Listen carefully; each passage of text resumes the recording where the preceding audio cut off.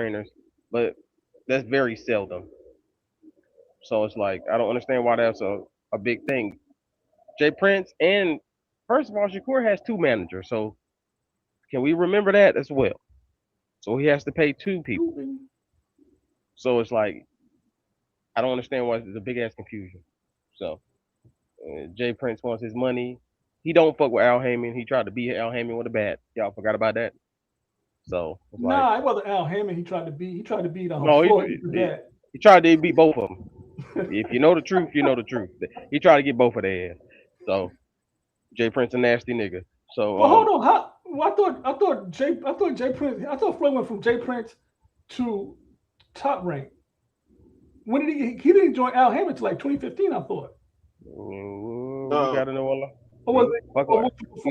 He was fucking with Al way before that. All right. Yeah, I was gonna say that's what Al way before that.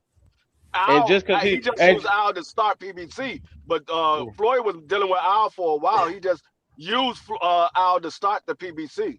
Okay. Yeah, and you gotta remember, just because you think Jay Prince wasn't still with Floyd because he was Bob Arum, him and Bob Arum work hand in hand. He was still had something on Floyd until Floyd ultimately got away. So it's like, remember, because Floyd had to buy himself out of Top Rank. So it's like, yeah, so the story behind that is a revolving door crazy shit. But I do have a question for breaking news. My brother, salute to my brother. No more sleepwalking, man. Right here, man, for the bounty. You know what I'm saying? Radio Flyer. We will see you tomorrow. We will see you tomorrow morning, my good brother. The bounty has been put upon you. Good morning. Go to that no more sleepwalking, man, with the $20 banging in the cash app, man. For sure. Radio Flyer. Go to the Olympics. Okay, so maybe one of y'all can answer the question. This is what I understand. If Dev has $12 million on the table, and that in like what I guess what Bill's saying and what Fly was saying, well, they're mad at Rolly for not taking the initial fight right after he beat Ryan and Dev beat Ramirez. My whole thing is, if Dev is such a prominent dude in the boxing world, he's the boss and all that stuff, why he just tell Chucky straight up, yo, I want this fight, just pay the $12 million. If you're a boss, that's what you do, right? I can explain it. Because he's not a boss. He's a worker. You understand that? That's how I'm saying that. He's a goddamn worker who wants a fucking tax break. You understand that? They learn from PBC and all these other companies. Hey, we need to get a DHP so we can get some of these taxes rolled off. Yes. And Turkey, what have we not learned from the Zuffa contracts? They can choose when and when not to fight. You can fight, and they can cut you at any time. Turkey might be like, you know what? I ain't like your last two performances, nigga. I don't feel like doing no business with you. Because you said you was going to do this, and you came out there throwing 70 punches in both these motherfucking fights. And I ain't trying to put you out there a third time, and this time you might throw 65. Turkey's trying to turn a profit. Devin don't turn a fucking profit. I'm sorry to tell y'all that. It's gonna hurt some niggas to hear that. Devin don't make no motherfucking money. He costs too damn much. You can't have a 12 million guarantee. You can't generate 12 million. I'm tired of people saying that. The reason Shakur and Eddie didn't want him to go fight Tank, because Tank would have had to give him could have gave him a 25%. He probably would have gave him 40%, because Tank never really goes below 35, and he did that with Pitbull. He never gives you less than 35%. They want 50-50. So to get 50-50, you need to show us that you can get 50-50, nigga, and you can make this money. So I don't understand why people are so, I don't know, oblivious to the facts that we see in our face and common sense, if I may say. Yeah, I wanted to say something. This not about that exactly, but why do a lot of people that watch boxing fall for the same okie doke shit, yo? Like, if it's an original fight that you don't want to see, then why the fuck would you want to see the rematch? Like a lot of people fell for that shit with Tank and Roach. They didn't want that fight, and then all of a sudden they calling for the rematch. They didn't want the original, but they calling for the rematch. The same shit with what's the name, yo? The Rico shit recently. Nobody wanted that bullshit, but now people like, oh, he got cheated. I wanted to see the rematch. Like, no, you don't, yo. That shit ass to begin with. That rematch is going to go down. Did y'all not see the Francis Ngannou fight? No, he had a good fight against Tyson Fury. He got in there with AJ and got knocked out in the second round. This is the same thing gonna happen to Rico. He gonna have this rematch. He gonna get knocked out early. No, I'm talking about what people actually calling for the rematch. Fury ain't got no power. Nobody want to see the. If you don't want to see the original, then why the fuck you want to see the rematch? Hey, some people bought into it. They thought Rico really was doing his thing. Thank you. They fell for the same okie doke shit, yo. It's hard to beat a nigga with no film. All these motherfuckers. It's hard to beat a nigga that you don't know what he gonna do, bro. It's hard to beat a nigga with no film, bro. No, I'm gonna tell you like Usyk this. Usyk was flabby and sick in there, dog. And Rico on Royce. He's a big ass motherfucker on Royce. That's a big nigga. That nigga was 270, bro. And you don't know how he coming. Like, you gonna be like, nigga, what the fuck? He get tired of nothing, dog. First of all, that's a lie. That's a lie. That nigga got tired every round. He fought for the first minute, and Usyk just didn't step. After the first minute, 6th round, Usyk could have stepped to him, but Usyk was still kind of like, what the fuck is you doing? Would they keep pushing his up and down like he running in space in place? He was confused. Like, nigga, what the fuck is you doing? Yeah, that is another thing, if y'all know what uppercut was there the whole. If y'all haven't paid attention to Usyk fights, go look at all the rematches he have. They never look the same. Hey, yo, another thing though, hey, yo, a lot of these people be, I ain't gonna say a lot, but yo, a couple of these motherfuckers are overrated as fuck, and white motherfuckers pump them up. Like Canelo, fucking Loma. Loma been pound for pound, even after the old dude whipped his ass, he still was pound for pound. Canelo been pound for pound, no matter how many people beat his ass, he's still in the top 10 pound for pound. And his first 40 fights was ass. But they keep popping these motherfuckers up, and people be falling for that shit. Like, nobody want to see that shit. Everybody like, oh, Loma need to go against Tank. No, the fuck he don't, yo. Tank is actually popular. Tank is somebody I want to see. I don't want to see Loma old ass, yo. I ain't even want to see him versus fucking Haney. But it happened. But after that, I'm like, yo, all right, cool, retire. Yeah, I gotta say this real quick, Dr. Carr. Yeah, Flyer, man, you wasn't really talking about shit, honestly, bro. Y'all be, you know what I'm saying? You died per usual, you know what I'm saying? Hey, you get to live to die again another day tomorrow on CamJNetwork. I ain't even put the dark side background up for you today, and you still died. You know what I'm saying? Like, shit nasty work, man. You know what I'm saying? You live to handle and beat your favorite fighter another day tomorrow. I wanted to put that out there. Band up, man. You been quiet, man. What's up with Band up, bro? What's good, bro? R.I.P. Band up, you there, bro?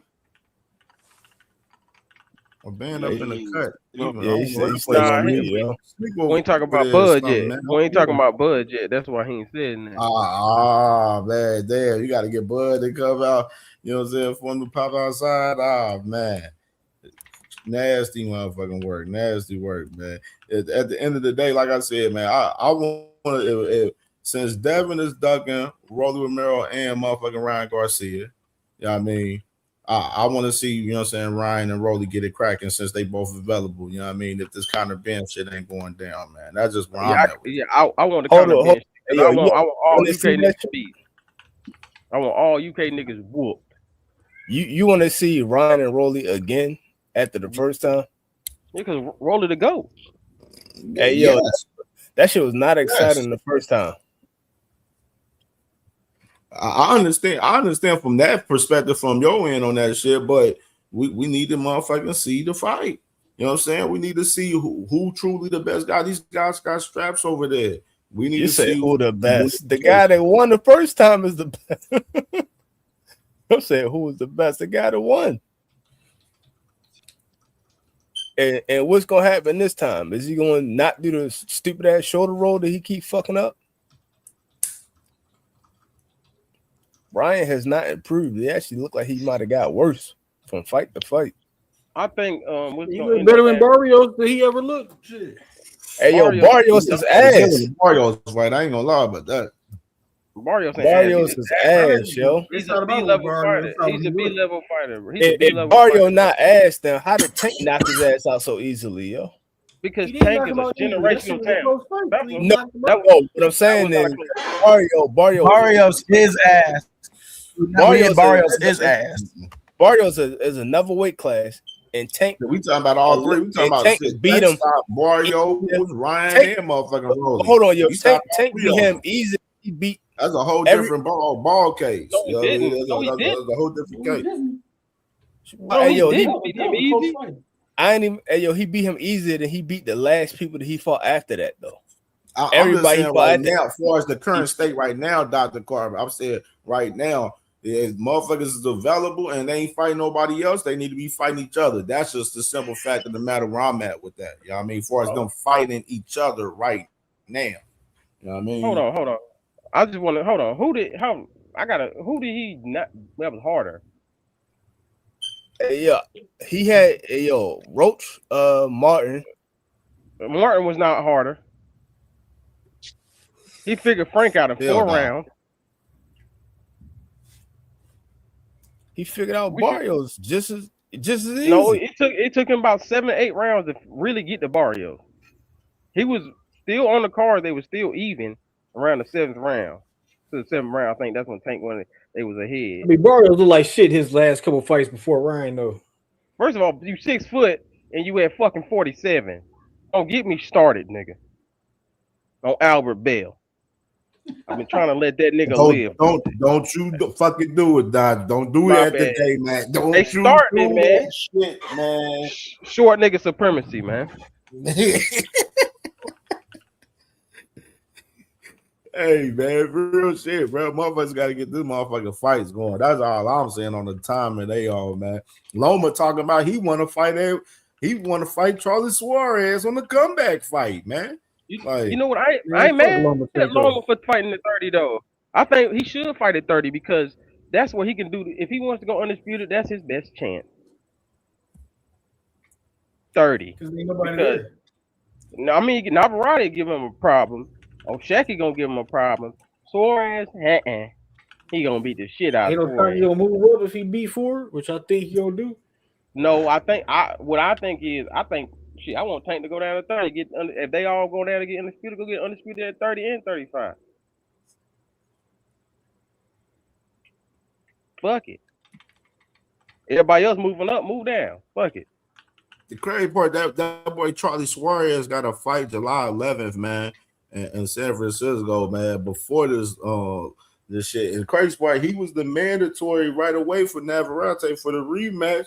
But this motherfucker, he taking this July 11th fight, and now, you know what I'm saying, obviously with Lomachenko, it's a bigger paycheck, you know what I'm saying, in that fight. But, you know, like KO was mentioning earlier, as far as, you know, the top rank aspect of that shit, like this motherfucker Loma trying to fight top rank fighters, why he just ain't re-signed back with top rank, you know what I mean?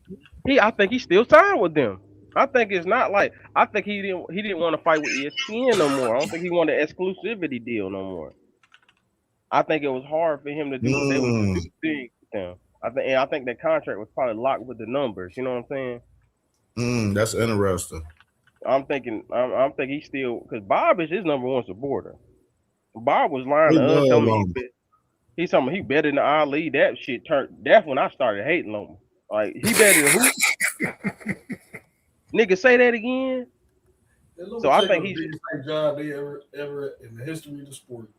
Man, I'm saying everybody Johnson bouncing like y'all really this happy Loma coming back. You know, white people gotta have something to prove. Man, our white counterparts gotta have somebody to root for.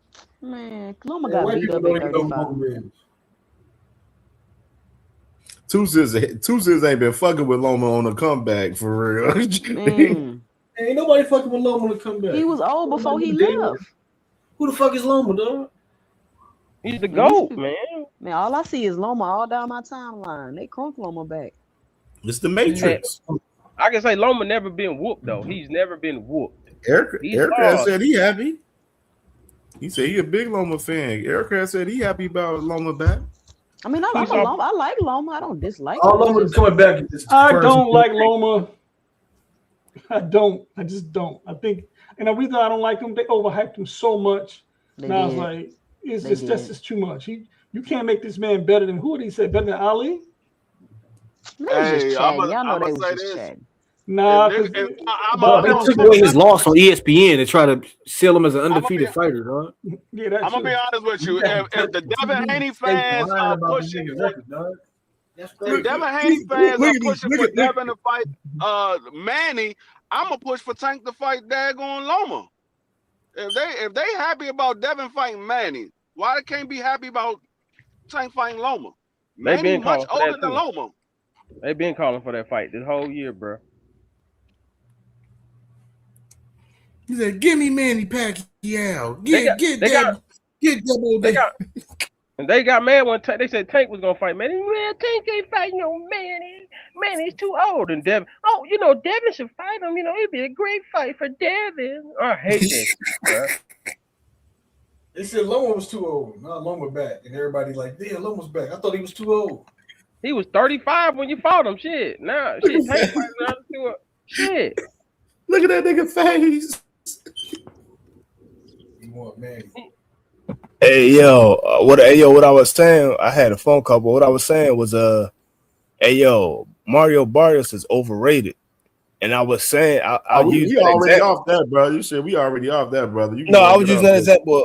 Tank We ain't even on that no more. You know but what I mean? all of them is ass, Mario Barrios fought Manny and had a draw. His last 3 fights was a draw until Ryan beat him. Like, bro, I think he took too many. Him and Fabian Madonna, they had a war. They went, and that fucked up their career. Ever since that Madonna fight, he ain't never looked the same. Yeah, you getting We too can many see Fabian Madonna ass either since that shit. Nah, Fabian came back. About 3 wars back to back. Nah, Madonna came back. He came back and no, that was Uncle Ramos. That was Uncle Abel. That was Uncle Abel that came back. Abel Ramos, yeah. I would like Devin to fight somebody like that. Why he can't wait on Tiger Johnson? That actually got storyline to it. You feel me? Wait on Tiger Johnson. Y'all jump the nigga. I hope he put hands and feet on his. To be honest, he shouldn't even have to wait for Tiger Johnson. That should have been a fight. You feel what I'm saying? Already. But top rank gonna move them how they want to move them. You know what I'm saying? Yeah. So like Top Rank already had them plans. They needed some hitters on that damn TNT because you need some people who gonna bring that pain. So he's one of the people that will fight. So, but Devin, Top Rank already with the zone now, so that still should be an easy fight to make. Even though they ain't make it then, they still should make it after this, and they not. Devin I bet you they won't. Devin not signed to nobody. But you know what it is? Everybody keep explaining the shit, but the reality is the fighter don't want this shit, yo. Because if the fighter wanted it, it would happen. They don't want it. They want it, but Devin costs too damn much. No, Devin don't want it. If whatever fight Devin wanted, he would push for the shit. Even if I can't push it, like, on paper, I'll push it in the media. He got a media team. They don't want to fight these motherfuckers, yo. Once he find out who he do want to fight, which is probably a low caliber motherfucker, you gonna see the internet flooded with that bullshit and how it's a good fight, and it really ain't. But that's the case with a lot of motherfuckers, yo. A lot of people just be talking. Like Shakur, he just be talking. Who he gonna fight at 35 since he keep talking about he gonna go down 35? I agree with the doctor. I think all these cats talk to this to hear themselves talk. But it don't do. They probably think, I'm talking myself into a bigger bag. But the reality is, I don't give a fuck. And the more you talk, the less I start to give a fuck about you. It's bad marketing, yo. It's bad promotion. Yeah, that's what I was looking at. I was like, I see Ray Davis talking about the head on class. I was like, bro, y'all been dying. Motherfuckers been dying last network every day, bro. Like literally, like dead corpse. You know what I'm saying? On this motherfucker, bro. It's been nasty lately. Like real live nasty, man. For real. Real live shit, man. So, man, what y'all what y'all thinking Foster and Ford, man? What y'all thinking, man, on the fight, man? Let's get back to that shit. Let's get back to that fight. I got shocked. I think I want to see him at the weigh-ins. The weigh-ins will tell me. I really can tell what people look like on the weigh-ins. I know the press conference tonight at 6 gonna be crazy. I know it's gonna be wild. So nobody picked Ford yet, yo. That I heard. I know a lot of people that pick Ford, but it ain't for the reason that they think he can beat Shock. They don't give me no real reason. They just go like, oh, he done had this good sparring. You ain't seen him, and they keep telling me attributes about this nigga that he don't got. Oh, he gonna overwhelm him with all this volume and nigga, when the fuck he ever did that? This nigga box gets on the inside. He's really a fucking boxer that tries to get on the inside and thinks he has power. He doesn't. He was just bigger than everybody at 26, nigga. Let's be real. So it's gonna be. I think it's gonna be a fucking masterclass again. I think he's gonna get his head boxed off. Because one thing you could train with people who, I'm training with southpaws and orthodox fighters. It's one thing to train with them. It's one thing to fight a nigga in a ring. He switched mid-fight in the middle of the match. And you're like, what the fuck? Now you gotta adjust your whole defense because the nigga done switched on you. It's hard to do, bro. Only thing people is taking that advantage. They not thinking a switch hitter is hard to beat, bro. If a motherfucker is actually a switch hitter and he switches in the middle of a round, it changes your whole defense, nigga. It's gonna perplex you for like at least 5-10 seconds. There's nothing you can do because he's still throwing punches. So it's like people better factor that in, like, because if you watch Shock, he's good from both sides with that 1-2. Either side, either he gonna turn that right into a fucking power jab, or he gonna turn it into a fucking come straight down the pike too. So you gonna have to deal with it, and then his left is just as good. So, hey, I got Shock, but I think it's gonna be. I don't think he's gonna knock Ford out. I think Ford is very tough, though. I think he's a tough guy. He got an A+ toughness. Most definitely, bro. Them odds crazy, bro. They saying this shit gonna go to the distance, motherfucking. Ford time, how you gonna make this shit look easy and stop him on all this shit? Shit, Vegas saying otherwise, dog. I don't think he's gonna stop him.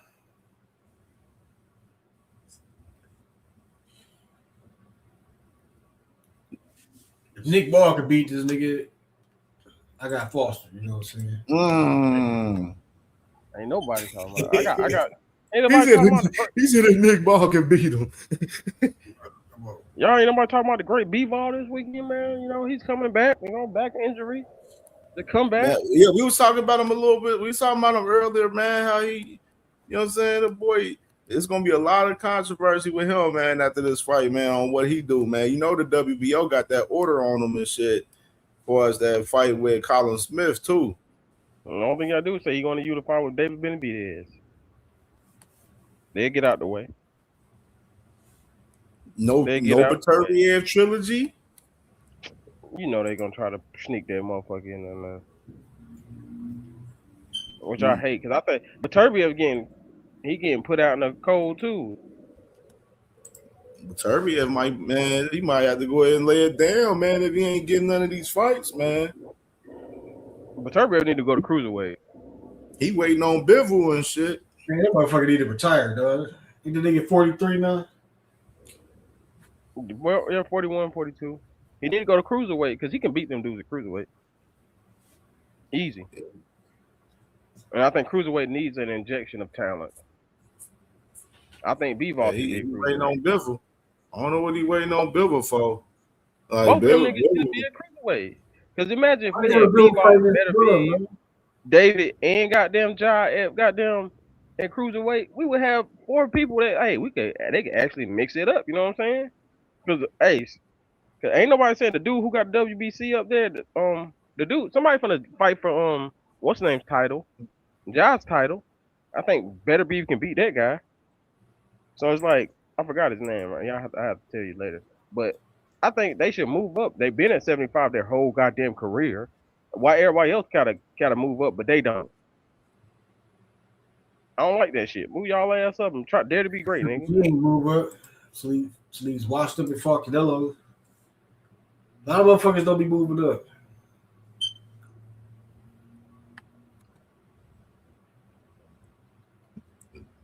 Shit, Benavidez, he been in 3 weight classes and he went like shit. A lot of motherfuckers ain't been in 2. That motherfucker's crazy, bro. Like, motherfuckers is emotional in the comments, man, about their favorite fighter today. Boy, I'm seeing it. Like, boy, this shit crazy.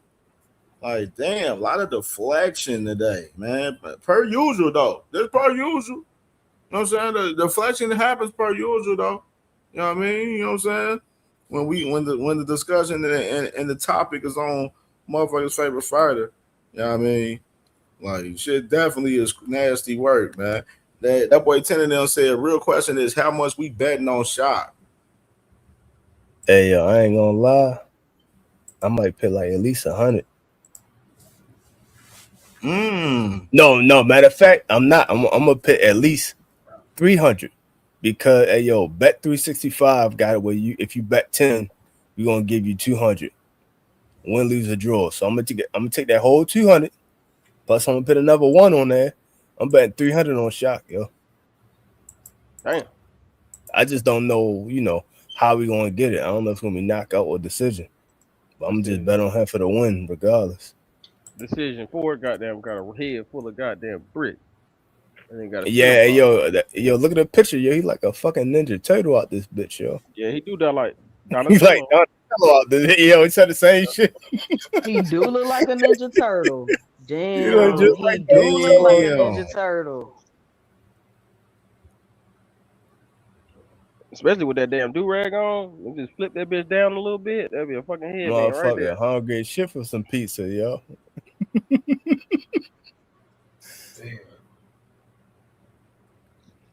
I tell my husband he look like a Ninja Turtle. He's talking about, damn, you think Oshaki on some shit? I said no, like he literally looks like a Ninja Turtle. Yeah, for real. Hey, yo, but other dude like a fucking lizard, yo. I still fuck with him though, yo. Hey, yo, he been shocking the world for a long time, yo. Yeah, I think this. So is this an upset or is this just like a 50-50 fight? Nah, this can't be an upset, yo, because everybody betting for Shock, not Ford. So it can't be upset. Win. No, I'm saying most of the panel people have said Shock, not Ford. Most of the people in the comments have. I would say this as far how we say this far as Vegas, they got it as with the money line minus 176 and plus 138 and shit. They feel like it's a 50-50 fight, damn near, pretty much. So, I mean, from that perspective, they look at it as 50-50. Yeah, a lot of people been saying Shock, but the reality is it's still a close fight. Yeah, because Shock ain't got the ability. I see if Shock had the ability to we think he gonna finish him, then it would be like okay. Yeah. But I think Shock's too patient sometimes. I think sometimes he'll have somebody hurt and he'll still stick. It's the same thing with Shakur. He'll stick to the game plan too much. But the benefits you got for Ford is he got power. And the reality is his power ain't that much. He ain't got that much damn power. He don't got no power, bro. No, I'm saying people been saying the benefit is he got power. But like you just said, I agree with you. Where the fuck is the power? People say that shit, but actually saying it is a total different thing. Everybody's strong the first 3-4 rounds. Facts. And then his ass get tired. People don't have power unless you get in 10th, 8th, 9th, 10th, 11th round knockouts. That's when you got power. And when it comes to boxing, it's not really about power. It's really about timing. That's why Tank be knocking people the fuck out, because he set the shit up, and then he execute. And that's even what Roach was saying. Roach was like, yo, when I pressed him, his power ain't like that. That's because he's more of a counter puncher. He set you up and then hit you with a knockout punch. I think Roach got a crazy. I seen Tank hitting Roach with some shots. I was like, God damn! If he had hit anybody else with that, they would have went down. But look how much bigger Roach is than Tank. But that's what he said about the power. There's a difference between a time punch and a regular, just a regular punch. And I think, yeah, go ahead. He took them punches, so I could believe Tank don't have the power that we all think he do. But how? But so because that's what I'm saying. Now he ain't got the power. No. What I'm saying is when we see him utilize his power, it's on a knockout shot. When those knockout shots come, I think they base more on timing than just flat out just raw power. Like, you know who got raw power? What's the name, yo? Deontay Wilder. It ain't no goddamn timing. It's just power. That right hand just dynamite. What happened to his power there? Because it's like he ain't had no power. I mean, you gonna compare him to an anomaly though? That mean nobody else got power then. If that's the case, yeah, it's that he got a. I don't think Wilder got power like that. He got power with the right hand, with the straight right. Yeah, Brian Norman got power. He just didn't. Like, I'd say people that got power is Benavidez. Benavidez don't got no power. Benavidez ain't got no damn power. Yes, he do. He If you heard this nigga punch Hey, yo, he had a different type of power. The fight with Benavidez had with the COVID and when they wasn't no crowd. You don't have no KO. He throwing 90 punch combos. I mean, Caleb was giving him issues before he gassed out. Like what they got to do with his power? Hold on. I think y'all understand that's speed, bro. Speed is the ultimate. Like, he's fast, bro. So him hitting you, you're getting whiplash, nigga. All right, y'all. Hey, yo, I'm about to close it out because Jag Queen, my sis, she about to interview Keith Cologne right now, man. So everybody go fuck with sis over there, man. This gonna be lit right over there. So, man, salute to y'all, man. Appreciate y'all, man. All right. For sure. I know what Ben they're doing. You know what I mean?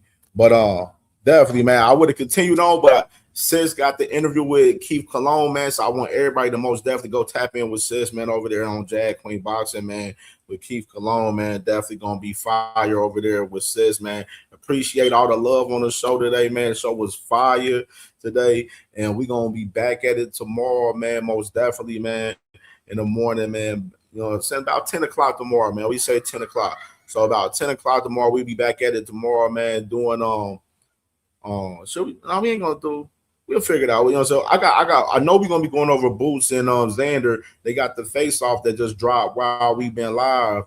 You know what I mean? So I know we're gonna definitely react to that tomorrow. And I know the press conference is happening in about 3 hours. So I know we definitely gonna react to that tomorrow. Most definitely the press conference, you know what I mean, for sure. We know the weigh-in tomorrow. So if we still out there in the weigh-in, we'll definitely get to that too tomorrow. So we definitely gonna be back at it, man. Active tomorrow, man. Most definitely, man. Tap in with my sis, man. Jag Queen Boxing over there, man. With Keith Cologne, man. Most definitely, man. Appreciate all the love, man, and support today, man, for sure. And we back at it tomorrow, man. Most definitely, man. Love y'all, man. Love y'all most definitely, man. Appreciate y'all.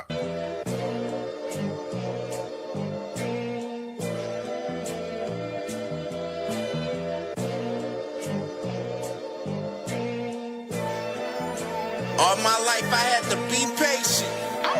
Like Meek Millie, I was dream chasing. Finger to the law when I see haters. Oh, the feeling when you tell your niggas we made it. Ooh, baby. Ooh, baby. Ooh, baby. Ooh, baby. It's showtime like Kareem Lakers. I make a masterpiece, scene basic. No Meek Millie, but I'm dream chasing. Took the shortcut like Anita Baker. I want the bright lights that you see in Vegas. I need a big house with like 3